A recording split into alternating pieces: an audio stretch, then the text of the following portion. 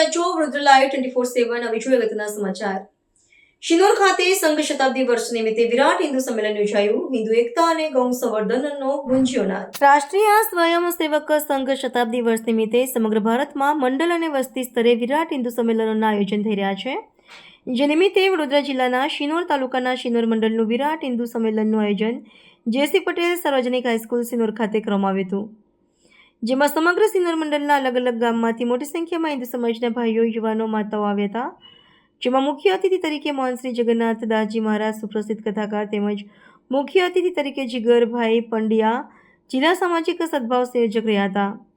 જેમાં મહંત શ્રી જગન્નાથજી દાસજી મહારાજે હિન્દુ ધર્મની એકતા અને ધર્મની રક્ષા માટેની વાત કરી હતી, તેમજ ગૌ સંવર્ધનની પણ વાત કરી હતી। તેમજ મુખ્ય વક્તા જીગરભાઈએ સંઘ શતાબ્દી વર્ષ નિમિત્તે સંઘના કર્યો તેમજ પંચ પરિવર્તનની વાત કરી હતી, જેમાં સામાજિક સમરસતા, કુટુંબ પ્રબોધન, પર્યાવરણ, નાગરિક શિષ્ટાચાર, સ્વ આધારિત જીવનના 5 મુદ્દાઓ પર વાત કરી હતી। તેમજ આ કાર્યક્રમનું આયોજન ગામના યુવાનો દ્વારા ખૂબ જ સારી રીતે કરવામાં આવ્યું હતું।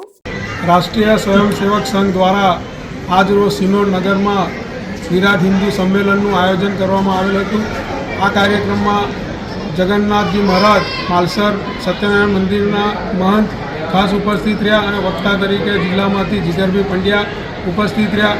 આ કાર્યક્રમને સફળ બનાવવા માટે તાલુકા કાર્યવાહ ચંદ્રકાંતભાઈ પંચાલ, સહકાર્યવાહ સમીરભાઈ ચુનાવાલા, શૈલેષભાઈ, ગંભીરભાઈ વસાવા, વિકાસભાઈ માછી, અશોકભાઈ ભગત અને શિનોર નગરના અને આજુબાજુના ગામના યુવાનો જે મહેનત કરી તે એમને અભિનંદન પાઠવું છું।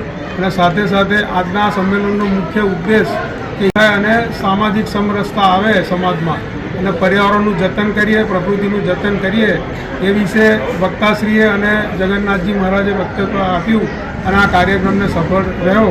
તો આ બદલ હું શિનોર નગર તરફથી સર્વેને હું આભાર વ્યક્ત કરું છું।